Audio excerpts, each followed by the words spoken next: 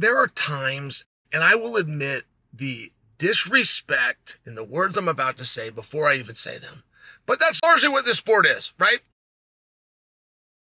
You're for them or you're against them. Is there a third option? I've never been told what it is.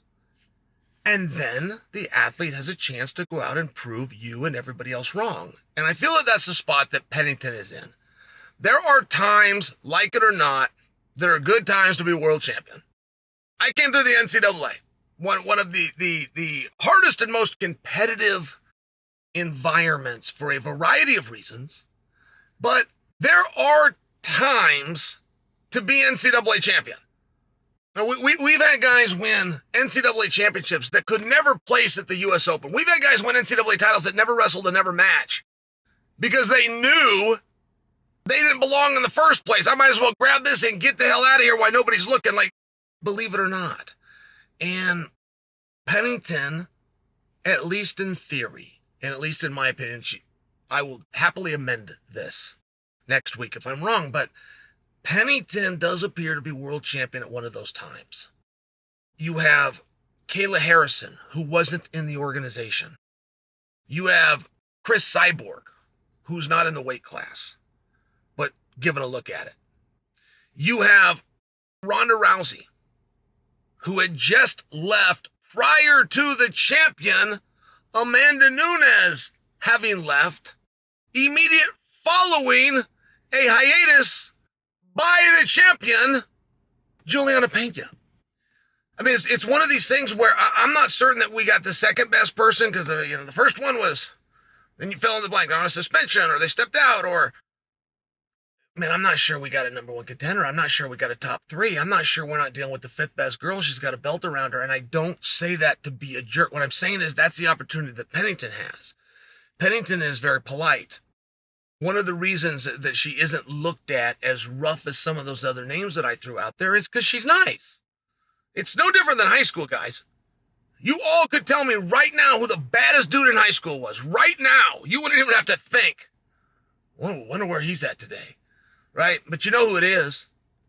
And if I was to ask you, well, who did he fight?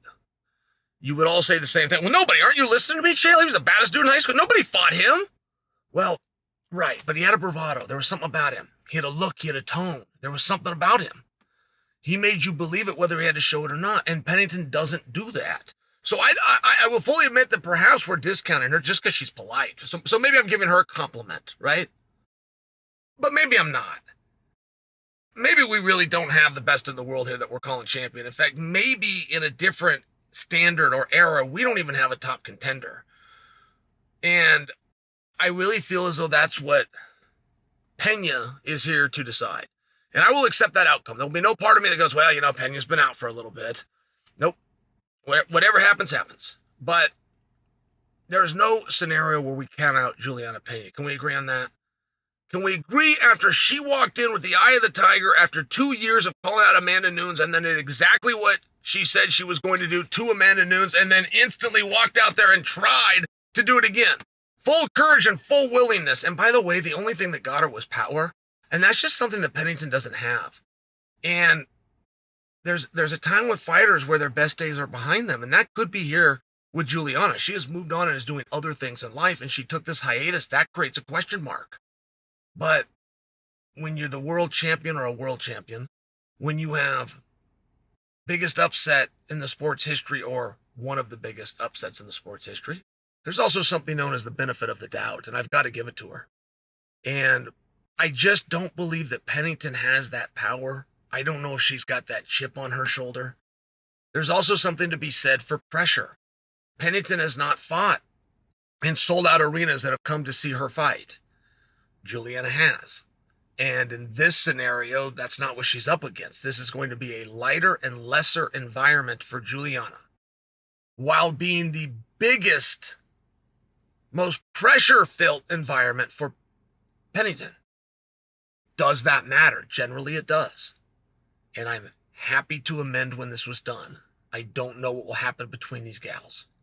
And to come out and say that a sitting world champion in a different era isn't even top 5 is potentially rude by me. I'll only know in hindsight. and I will apologize. But it's potentially putting on display why I am the best analyst in the sport. It's potentially my ability to identify and bring to you examples through history where we've seen the same story with different athletes. Will we be seeing an apology from me on Monday? Maybe. But maybe not. I believe we have a new champion, and the belt returns to the Venezuela vixen, Juliana Peña.